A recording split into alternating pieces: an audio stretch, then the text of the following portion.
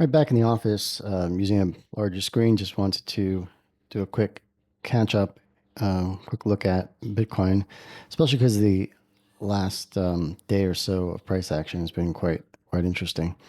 And there's a couple of things I haven't highlighted yet. First of all, if you look back at some of the previous images or screenshots or videos I've shared in the last week or so, I've put this on here, but I haven't actually said anything about it. At least I don't think I did. This is a this is a bearish rejection block RB on a daily chart. Um, and over here we have another one, bearish rejection block on the daily chart. I'm not going to go exactly into what it is because I'm not sure I fully understand it. Well, I mean, I do on a basic level, but my sense is there's more there that I haven't come to understand yet, or ICT hasn't really taught it. I'm quite sure that's pretty sure as well because I've seen him um, refer to certain things as rejection blocks that seem inconsistent with things he said other times, and he does often, you know, reveal more and more of his concepts, months or even years later. Um, anyway, for whatever purpose that is, and I just lost my what do you call it? My mouse. Why is my mouse not moving?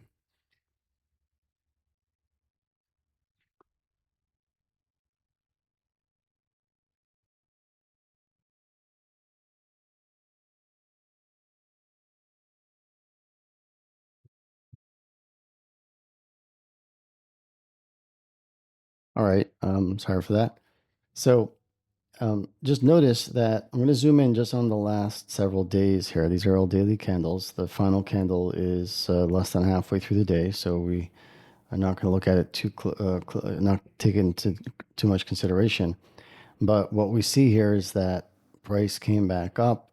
All right, there was that big move back up based on the Trump talk. I don't remember exactly. I guess it was this day. Whoops. You may recall that I had an order in um, for the top of this daily BISI, like right above it, and price just barely nicked into it, triggering my buy order, which was very satisfying. Um, so that so we came back up over here, but we've largely still been respecting this for the SIBI from over here. So we still have this down kind of bearish price delivery. We've had this leg coming in below this swing low. Swing low again is when you have a low with a higher low and a on each side. Well, actually, we don't. No, that is a little bit lower. Okay, so we have to go to lower time frames for that. But we come over here. This is an even lower swing low, and we have a low with a higher low on each side. So price has come below, wick below it, closed below it. Arguably, that is a bearish market structure shift, following earlier bearish market structure shifts over here. And so what we see is that yes, price did come back, but we don't really see any bullish displacement forming any significant bullish fair value gaps over here.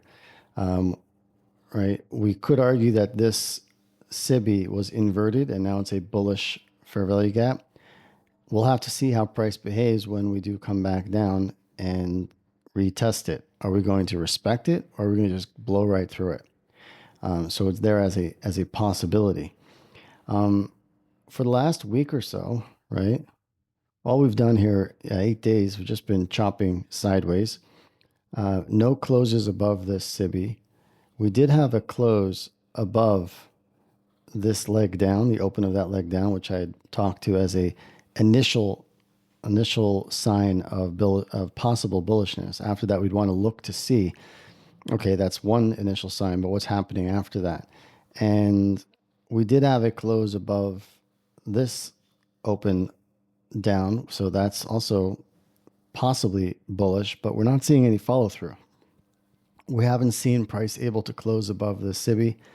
We haven't seen price come back down and then push up, forming a bullish for value gap. Certainly not on the daily. We'll go to the 4 hour in a minute. What we have seen is that price moved up, okay?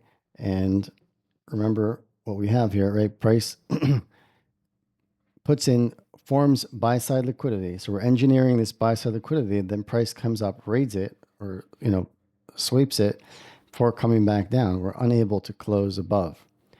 Then we chop sideways again, engineering buy side liquidity. And then yesterday, right, again, price comes, and yesterday that would be Saturday, April 19th, and raids above the buy side liquidity that's over here at the same time as we're offering fair value over where there was not enough fair value offered initially. So what what are we looking for now? Now we're looking to see what happens on today's candle and tomorrow's candle, the next few daily candles. Are we going to start to see displacement lower? Right? And when we do, are we going to respect this sole and rather small bullish fair value gap, this BISI here? Notice that on our way up, we've engineered sell side liquidity, right? Over here and over here. So price came down here, then price came down again, but did not quite, didn't raid below here. So there's still sell side to be rated over there. And as opposed to, this is called low resistance liquidity down here, and this is high resistance liquidity. Why is this high resistance liquidity? Because we've already rated the buy side liquidity above here. So it'll take a lot more for price to want to go back up there. And same thing over here. We've already rated it yesterday, and it'll be a lot hard. It'll take a lot more for price to want to go back up over there. On the other hand, there's low resistance liquidity over here. We have this low, which is not as low as the previous low, and that would be low resistance liquidity right over there. All right, we'll just hold on. Low resistance liquidity. Okay. Um, and at the same time, we also have low resistance liquidity right over here. Okay, because again, the further we go, right, there's more sell orders below each of these lows. And as long as they haven't been swept or taken out, which they haven't been by subsequent candles, then that liquidity is still there waiting to be swept or rated. And therefore, the likelihood that we drop from from 84 500, let's say, down to 83, I'd say is very high. What happens after that? We don't yet know. Let's look at the 4-hour candle. 4-hour time frame, that is. Okay, so on the 4-hour, right, we've been chopping, going sideways. Even so, not much in the way of a bullish fair value gap here. We don't really see any bullishness until we get over here. Okay, so over here we had a bullish fair value gap that formed over there, a BISI, and